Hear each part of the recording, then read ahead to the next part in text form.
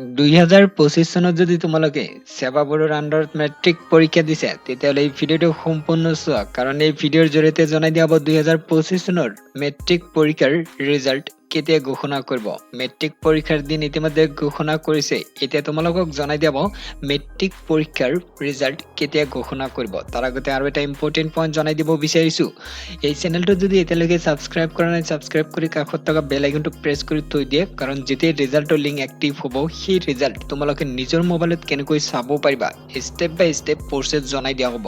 বহুতে ৰিজাল্ট চাওঁতে লেট কৰিছা, যোৱা বছৰ বহুতে প্ৰব্লেম ফেচ কৰিছিল, যাতে এইবাৰ তোমালোকৰ কোনো ধৰণৰ প্ৰব্লেম ফেচ কৰিব লগা নহয় সেইকাৰণে মই কৈছো ছাবস্ক্ৰাইব কৰি থৈ দিয়া। যেতিয়া ৰিজাল্টৰ লিংক এক্টিভ হ'ব তোমালোকক জনাই দিম। এতিয়া জনাই দিয়া হ'ব 2025 চনৰ মেট্ৰিক পৰীক্ষাৰ ৰিজাল্ট কেতিয়া ঘোষণা কৰিব। ইয়াতে উল্লেখ কৰিছে the Assam HSLC results for 2025 are expected to be announced in late April 2025 with the exams having taken place from February 15 to March 3, 2025 ইয়াতে কৈছে যে যিসকল ছাত্ৰ ছাত্ৰী 2025 চনৰ ফেব্ৰুৱাৰী মাহৰ 15 তাৰিখৰ পৰা মাৰ্চ মাহৰ 3 তাৰিখৰ ভিতৰত পৰীক্ষা দিছে সেইসকল ছাত্ৰ ছাত্ৰীৰ মেট্ৰিক পৰীক্ষাৰ ৰিজাল্ট ঘোষণা হ'ব লেট এপ্ৰিল 2025। মানে ইয়াতে কৈছে যে 2025 বৰ্ষৰ HSLC অৰ্থাৎ হাইস্কুল শিক্ষান্ত পৰীক্ষাৰ ফলাফল 2025 চনৰ এপ্ৰিল মাহৰ শেষৰ ফালে ঘোষণা হোৱাৰ সম্ভাৱনা আছে ইয়াতে উল্লেখ কৰিছে। এইখিনি আহিছে আপডেট, মানে এপ্ৰিল মাহৰ শেষৰ ফালে ৰিজাল্ট দিয়াৰ সম্ভাৱনা আছে উল্লেখ কৰিছে।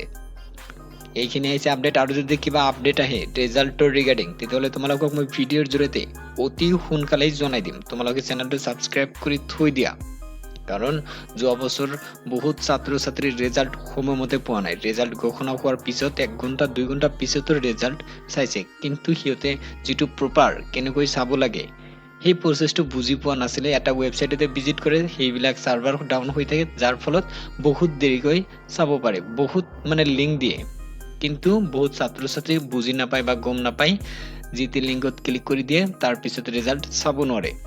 ৰিজাল্টৰ লিংক এক্টিভ হ'ব যেতিয়া তোমালোকক জনাই দিয়া, আৰু যেতিয়া ডেট ঘোষণা কৰিব তেতিয়া তোমালোকক মই জনাই দিম। তোমালোকে এতিয়াই ছাবস্ক্ৰাইব কৰি থৈ দিয়া চেনেলটো।